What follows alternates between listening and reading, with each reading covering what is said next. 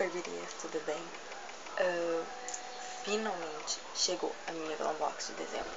Sim, ela chegou no dia 7 de janeiro. Bom, né?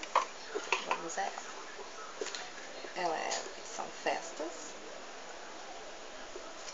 A caixa é bem bonita, mas a minha não veio com laço porque só veio com um pedaço da fita. Mas enfim. Vieram produtos bem legais assim nela. Eu vou começar com a amostrinha, essa aqui. Ele é um protetor solar Adatina, escrito em água termal, assim, parece bem interessante. É uma amostrinha pequenininha, 2 ml, e um full size dele tá custando R$ 72,90. Veio um lenço da Amaro que consta como um presente. Ele é assim, o meu, né? Opa, aqui. De ararinha, ele é quadradinho.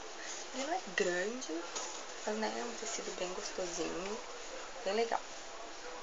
E os lenços da Amaro custam por volta de R$ 30 a R$ 45.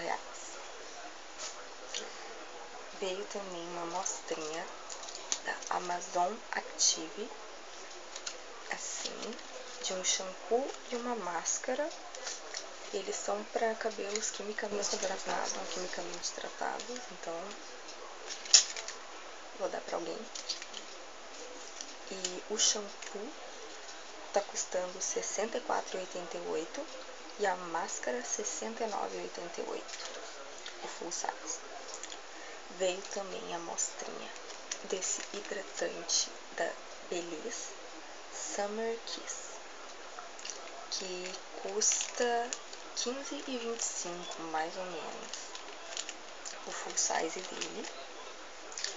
Veio também agora essa amostrinha aqui da Giovanna Baby. Vem aqui o flaconetezinho, já cheirei, é bem gostosinho. Esse aqui é o Candy e o full size dele tá custando R$ 29,35. Ainda de amostrinha veio esse shake de morango da linha, que diz que substitui uma refeição, ele tem colágeno, várias coisas assim. Ele custa R$ 21,28 o full size, né? Vamos ver se é bom. E de full size veio esse aqui, Active, esse mousse de limpeza, que estavam super falando, né, do Boticário, do full size do Boticário que ia vir, né? Ele é bem grande e eu vi que tem pra vender também o refil, né, dele. E ele é líquido, mas quando tu, né, aperta, sai tipo uma espuminha.